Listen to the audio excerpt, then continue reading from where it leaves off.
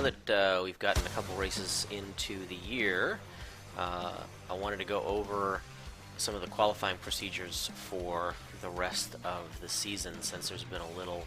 I've gotten a lot of questions about it, and there's been some confusion about it, and I could probably write a long post on it. Maybe I will, but maybe some people will like this medium better. So anyway, we're 2 races in, 1 road, 1 oval. And at this point, up to this point, we've had 1 provisional each race into the pro split, and that has been the prior year champion provisional, and that's David Williams.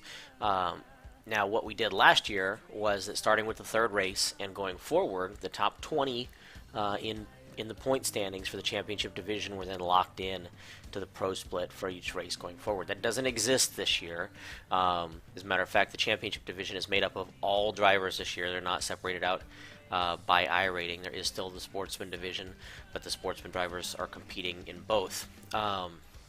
So there's no top 20 provisionals going forward, which means at Sebring, coming up here in a month, everybody will have to qualify their way in on time. Now, that doesn't mean all the races are that way. So as you've noticed on the schedule, we do have some races that are labeled as quote-unquote invitational races, and those are simply a nod to our season pass holders to say, hey, look, we wanted there to be some discernible value in buying a season pass for the year, for supporting the series, and that's what these races are intended to do. The first of the invitational races is the Nürburgring, the 2.4 hours of the Nürburgring, coming up in April, so the 4th race of the year. Now, most of the invitational races are at the end of the year, starting with the Brickyard and going forward.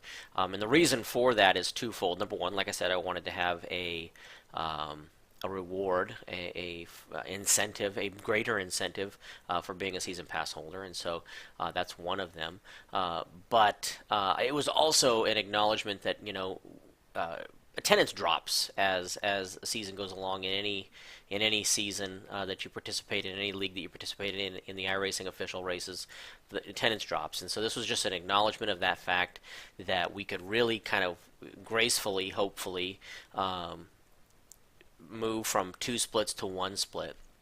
Now, the reason that we put the Nürburgring as one of the invitational races to begin with was when the Nürburgring was released, they advised that you were going to be able to share pit stalls on this track. It was going to be the first track that was going to happen, and me being naive, I suppose, I assumed that meant that there would be an almost unlimited number of stalls or a number of spots available, because in the real the real 24 hours race, obviously they have up to 200 cars on the track at one time. So I kind of thought that there would be an unlimited number, and so we could make this a 1 split race and still allow everybody in.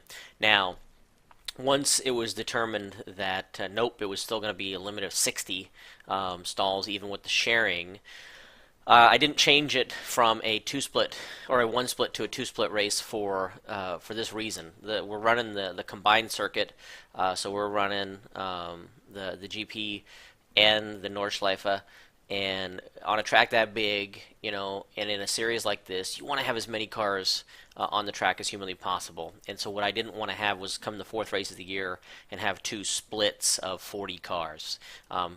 Not to discount 40 cars, that's great, right? But I wanted to protect this race for 60, right? So our top split, the main race for the Nürburgring race in April, is going to be 60 cars. Now, how do you get into that 60 cars? Well, you are a season pass holder, number one, and you are a top 60 in points amongst the season pass holders. Now, if you look on the standings page on PacificMajors.com, you'll see that we've got a couple of delineating lines in the overall championship standings, and those really indicate the breaking points for that top 60 cutoff, and also for a top 43 cutoff, which will come into play a little bit later in the season.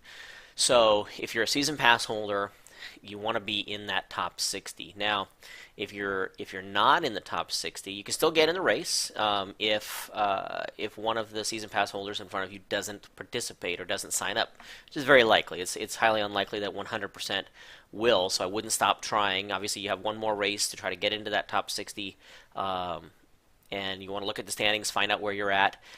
If you are contemplating, racing or not racing at Sebring, and you want to race at the Nürburgring, that you really should be taking that in consideration, and realizing that you want to gain as many points as you can at Sebring to get in there. That was the other thing, is that we wanted to keep people energized even a little bit further down in the field, to try to keep going, because they realize, hey, I need to make this threshold, to be able to guarantee my spot in a field. So that's how you get into the Nürburgring races. That A, you're a season pass holder, and B, you're in the top 60 amongst the season pass holders. Now, I realize that this invitational race is coming along a little bit early in the season, and there's still a lot of enthusiasm. Right, we've had over 80 cars in both the first two races, and I don't want to leave a ton of people high and dry, especially season pass holders. We've sold about 89 season passes, and I indicated at the beginning of the year we'd be willing to sell up to 100. If we have a high demand, beyond the 60th place driver, we will have a second split. Now, we won't call it pro split, we won't call it am split. There won't be any qualifying to get into either of the splits. You will be in the split based on your point standings amongst season pass holders. So we will run a second race if there is enough demand for it, but we won't split it evenly, right? There's not going to be, if there's 90 guys show up, we're not going to have 45 and 45. The first split, which is the main race, will be 60 drivers, period. We're going to protect it. Again, it's an invitational. It's meant to be special.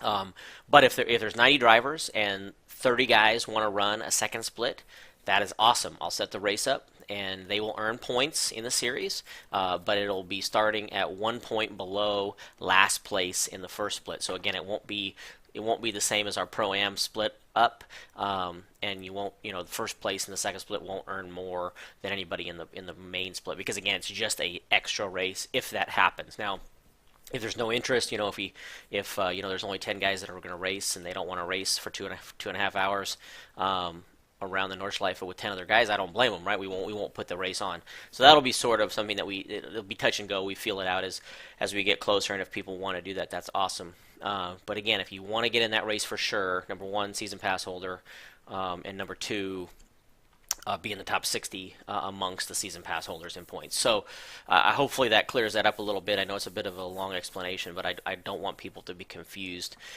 And then after the Nürburgring, we go back to some oval races with two splits, Pro and Am, right? So we go back to the traditional format. And we'll have the Coke 600 and the Indy 500 separated by 2 weeks, just like it was last year. It's a pretty neat stretch during the season. It'll be an important stretch during the season, again, to bolster your points back up, make sure you're in that running. But again, those two races will be Pro-Am traditional, and then our last race of the year that'll have a traditional Pro-Am splitting will be the June race. Now, the June race is either going to be Le Mans, or it will be the Grand Prix du Canada, which is going to be the F1 race. Now, 99% of me feels like it's going to be the F1 race. I don't think that Le Mans is going to be out.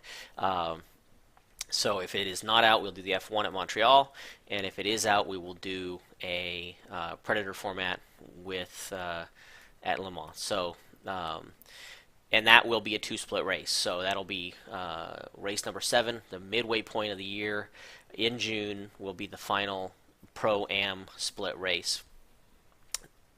Moving into July, which is again starts to usually be a quiet period in leagues. It's tougher to get attendance. People are out doing things. Understood.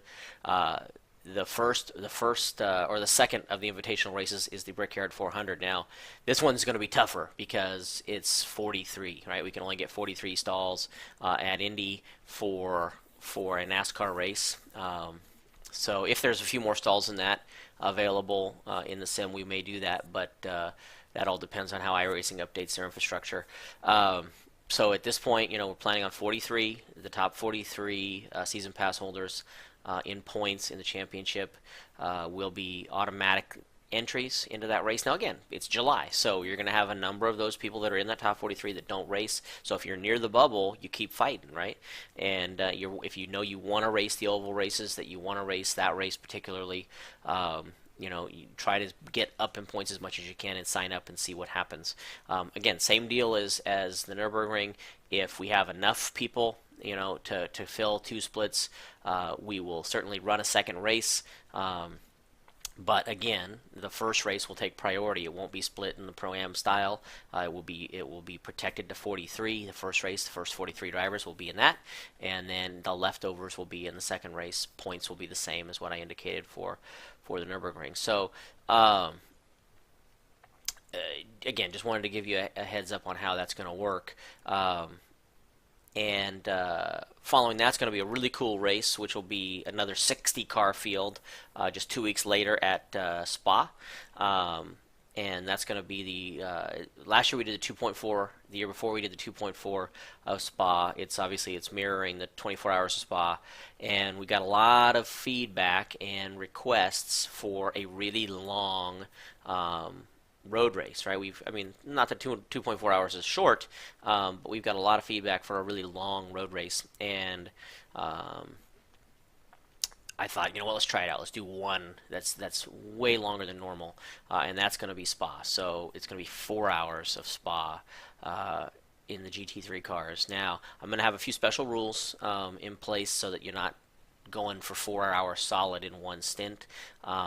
And you just stay tuned for that. But again, that's an invitational race, so it's first 60 season pass holders in points will be guaranteed their spot. So the more you want to participate going forward in the season, you got to participate at the beginning part of the season. You want to not miss a race. You want to gain all the points that you can to ensure your spot down the road. And then the summer months will end with our final oval invitational race, and that'll be the Bristol. Again, 43 cars only. That's going to be a blast going around that track in 43 Gen 6s. Same format as we described before for the other invitational races. Then we move into our one really outlier race, unique race of the year, which will be the Oxford 250 in the super late models, where that'll be open to everybody, anybody in the series, right? Whether it's season pass holder or not. And we will run heats as the signups dictate, right? So, if we have enough people for two heats, we'll do two heats to get into a main. If we have enough for 4, we'll do 4. Whatever it is, we'll do heats to get into a main. We'll probably have an LCQ. All of those things. More information as we go along. But that race will be open to everybody in the league. And then the final 2 races of the year are invitationals, but at road courses and with larger fields available to us. I'm expecting both Road Atlanta and Bathurst to allow for up to 60. Bathurst already allows for up to 54. So those 2 races, similar format, invitationals. First 60 or 54 drivers in season pass holder points will be guaranteed their spot to get in. So I hope this wasn't too redundant. Hope it helps clear things up a little bit as far as how the races and the splits are going to be going forward, how you get into the pro or whatnot. So that's it. Good luck here coming up at Sebring.